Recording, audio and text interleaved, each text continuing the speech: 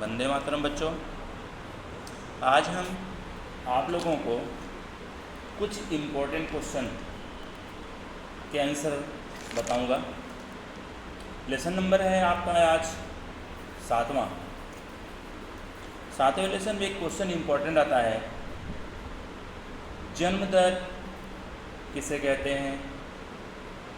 परिभाषा, छोटी परिभाषा हम कभी पूछा जाता है बेटा। मृत दर किसे कहते हैं, उसकी परिभाषा बताओ। साथ साथ हम बताएंगे बड़े क्वेश्चन जो अक्सर 3 नंबर में पूछा जाता है इस लेसन का, कभी कभी 5 नंबर में भी कर सकता है। तो ये लेसन 3 नंबर और 5 नंबर के लिए बहुत ज़्यादा इम्पोर्टेंट है। लेसन नंबर 7 जनसंख्या। लेसन नंबर 7 जनसंख्या है। तो ये जनसंख्या आज हम आप लोगों को बताएंगे, जहाँ तक कोशिश करेंगे कि जन्म दर क्या है, मृत्यु दर क्या है, ऊंचे जन्म दर के महत्वपूर्ण कारण क्या है। जनसंख्या बढ़ रही है, जो ऊंचे जन्म दर का क्या कारण, ऊंचा जन्म दर क्यों हो रहा है, इसका क्या कारण है। तो आप लोगों को मैं शुरू करता हूँ। पहले जन्म दर किसे कहते हैं। प्रत्येक वर्ष बेटा, प्रत्येक वर्ष जन्म दर मैं बता रहा हूँ आप लोगों को। जन्म दर प्रत्येक वर्ष प्रति 1000 की जनसंख्या पर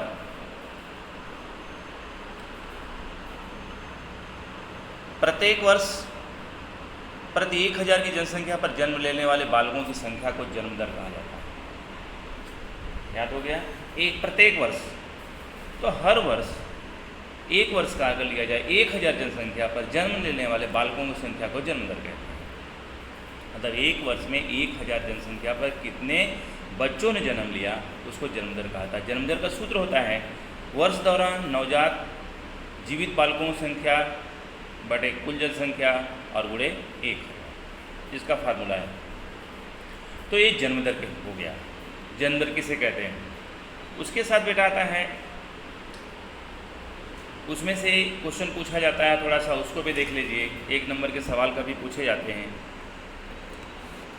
1991 में भारत की जनसंख्या, उसने 1951 में भारत की जनसंख्या जन्म दर कितना था 1000 पर। जन्म दर कितना था 39.9 और 2011 में कितना था 21.8। ये थोड़ा आपको जानकारी रखना है कि भारत में जन्म दर विश्लेषण और परिणाम। भारत में 1951 में जन्म दर का प्रमाण 39.9 था, जो 2011 में घट करके 21.8 हो गया। मंद जन्म दर और जन्म दर में कमी को निर्देश करता है, या किसको निर्देश करता है, मंद जन्म दर को निर्देश करता है। तो इसमें इंपॉर्टेंट चीज़ क्या आपको पढ़ने लायक है, एक और चीज़,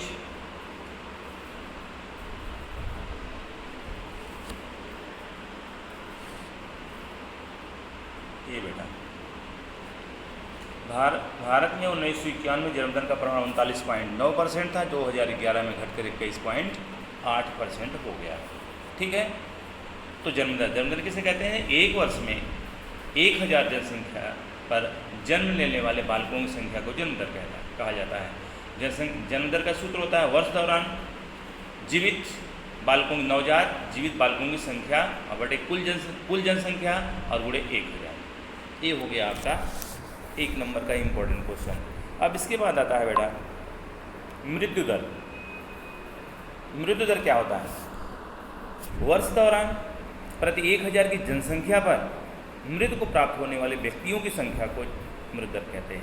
यहाँ देखो बालकों की संख्या बोला गया और वहाँ व्यक्तियों की संख्या, इसी को ध्यान रखना आपको कि एक वर्ष के दौरान 1000 जनसंख्या पर, वहाँ भी है एक वर्ष में 1000 जनसंख्या पर मृत्यु को प्राप्त होने वाले व्यक्तियों की संख्या को मृत्यु दर कहा है। वहाँ बालकों की संख्या को, क्योंकि बालकों का जन्म होता है, व्यक्तियों का नहीं जन्म होता है, इसीलिए मृत्यु दर में व्यक्तियों की संख्या लिखा जाएगा और यहाँ पे बालकों की संख्या लिखा जाएगा बेटा। तो मृत्यु दर किसे कहते हैं समझ में आ गया होगा। वर्ष दौरान प्रति 1000 जनसंख्या पर मृत्यु को प्राप्त होने वाले व्यक्तियों की संख्या को मृत्यु दर कहते हैं। एक वर्ष दौरान मृत्यु को प्राप्त होने वाले व्यक्तियों की संख्या गुणे बटे कुल जनसंख्या और गुणे 1000। ये हो गया आपका मृत्यु दर। मृत्यु दर में इम्पोर्टेंट क्या आपको पढ़ना है, ये जो कोष्टक में लिखा गया है 1951 में, 1951 में मृत्यु दर कितना था? 27.4% था और 2011 में 7.1%, 7.1 मतलब 7.1%। उसके नीचे देखो आप लोगों को मिलेगा फिर वही चीज़ लिखा हुआ है। 1951 में मृत्यु दर का परिमाण 27.4% था 1951 में, जो घट करके 2011 में 7.1% हो गया बेटा। इस प्रकार से ये इम्पोर्टेंट चीज़ रही आपका। इस प्रकार जन्मदर की तुलना में मृत्यु दर में अधिक कमी आई है, जिसके मुख्य कारण अकाल पर नियंत्रण। अब ये एक नंबर का कभी कभी 2 नंबर में सवाल में पूछा जाता है कि मृत्यु दर का मुख्य कारण क्या था? मृत्यु दर का मुख्य कारण बताइए, लिखिए। तो मृत्यु दर का मुख्य कारण क्या था बेटा? मुख्य कारण था अकाल।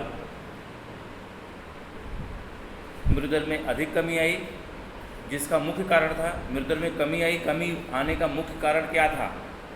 जन्म दर की तुलना में मृत्यु दर में कमी आई। अगर देखा जाए, देखो 1951 में मृत्यु दर कितना था? 27.4% था, जो घट करके 7.1% हो गया। अगर देखा जाए ये अंतर जो दिखाई दे रहा है 20.3% का अंतर जो दिखाई दे रहा है, जन्म दर की तुलना में मृत्यु दर में अधिक कमी क्यों आई? इसका कारण क्या था? इसका कारण यही था कि अकाल पर नियंत्रण पाया गया। पहले अकाल पड़ जाते थे, खेती होती ही नहीं थी, खेती ना होने के कारण फसल बर्बाद हो जाती, जब उसको पानी चाहिए तब पानी मिलता ही नहीं था, उस पर नियंत्रण हो गया। सिंचाई की पद्धतियों का विकास किया गया, जीवन स्तर में सुधार हो गया। पहले आरोग्य की सेवाएं नहीं थी, आरोग्य से व्यवस्था नहीं थी, हॉस्पिटल नहीं थे, कम थे। अब इसमें सुधार किया गया है, उनके जीवन स्तर में, उनके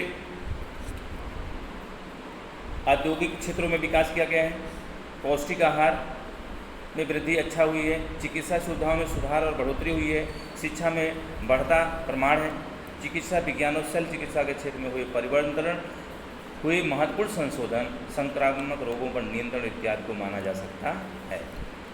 तो इसमें यही पूछा जा सकता है आपको, जन्मदर की तुलना में मृत्यु दर में अधिक कमी है, इसका क्या कारण? कि जनसंख्या में कमी आने का मुख्य कारण क्या था? तो मुख्य कारण यही है, जनसंख्या में कमी आने का मुख्य कारण था कि जन्मदर की तुलना में मृत्यु दर में अधिक कमी आने का मुख्य कारण था कि अकाल पर नियंत्रण पाया गया, जीवन स्तर में सुधार हुआ, लोगों को पौष्टिक आहार दिया जाना शुरू कर दिया गया, चिकित्सा सुविधाओं में सुधार किया गया, चिकित्सा सुविधाओं में सुधार किया गया। तो ये यहाँ से लेकर के आपको बता रहा हूँ, यहाँ से लेकर के आपको पूरा अकाल पर नियंत्रण, ये पूरा लाइन इसको याद करेंगे।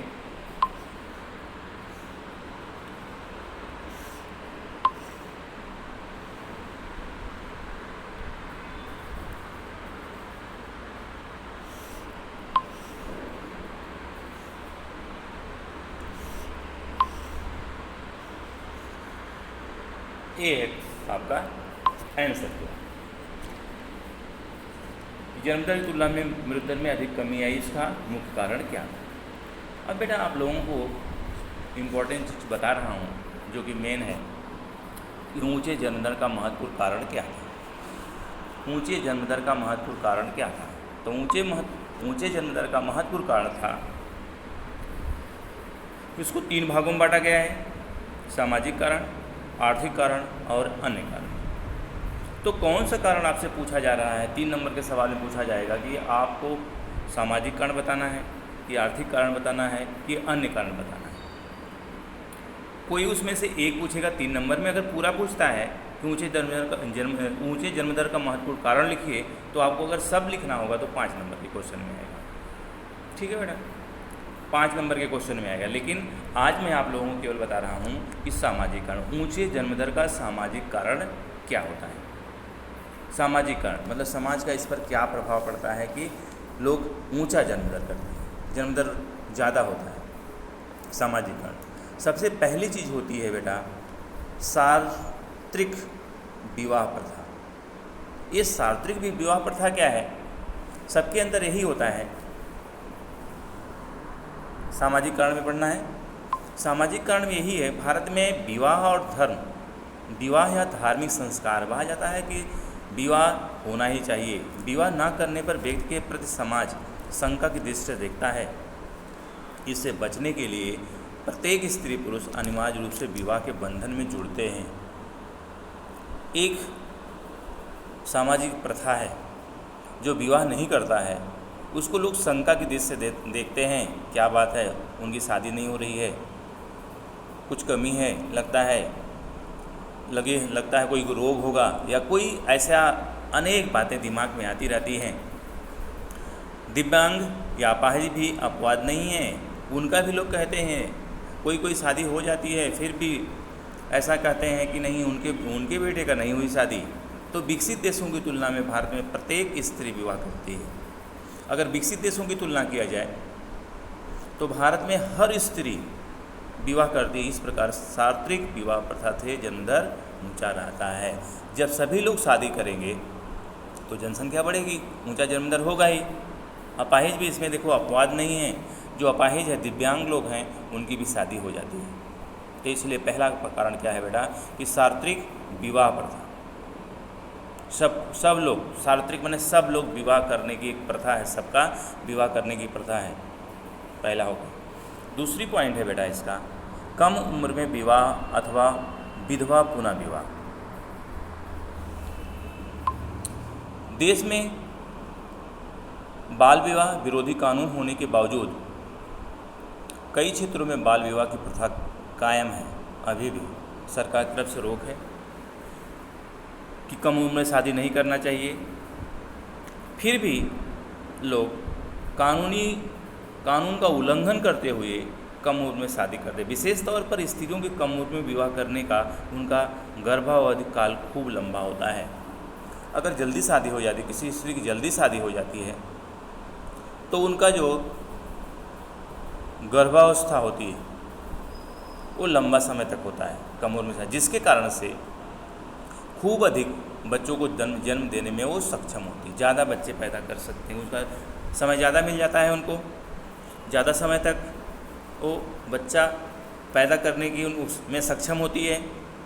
तो इसी तरह से देश में विधवा पुनर्विवाह का भी देखा जाए कि कोई विधवा अगर है, एक बार उसका पति मर गया है, तो भी उसको कानूनी अमल होने से उसके व्यापक समर्थन मिलता है। अरे शादी कर लेना चाहिए, कम उम्र में अगर कम उम्र में विधवा हो गई तो, जिसके कारण पुनः विधवा विवाह सामान्य होता जा रहा है, जिसके कारण भी जन्मदर ऊंचा देखने को मिलता है। ये हो गया। अगली पॉइंट है बेटा पुत्र प्राप्ति की इच्छा। पुत्र प्राप्ति की इच्छा, सब लोग यही चाहते हैं कि एक पुत्र होना चाहिए हमारे पास। पुत्र के चक्कर में, लड़के के चक्कर में पता चला लड़कियों की लाइन लगा देते हैं, एक नहीं, अभी एक और, अभी एक नहीं, एक और, ऐसा करते करते जनसंख्या बढ़ जाती है। भारतीय समाज पुरुष प्रधान देश, हमारा देश कैसा है, पुरुष प्रधान देश है। सारे निर्णय पुरुषों द्वारा लिए जाते हैं। ऐसा नहीं है सब जगहों पर है, लेकिन कहीं कहीं ऐसा है, ज़्यादा जगहों पर अगर देखा जाए, ज़्यादा परिवारों में पुरुष प्रधान माना जाता है।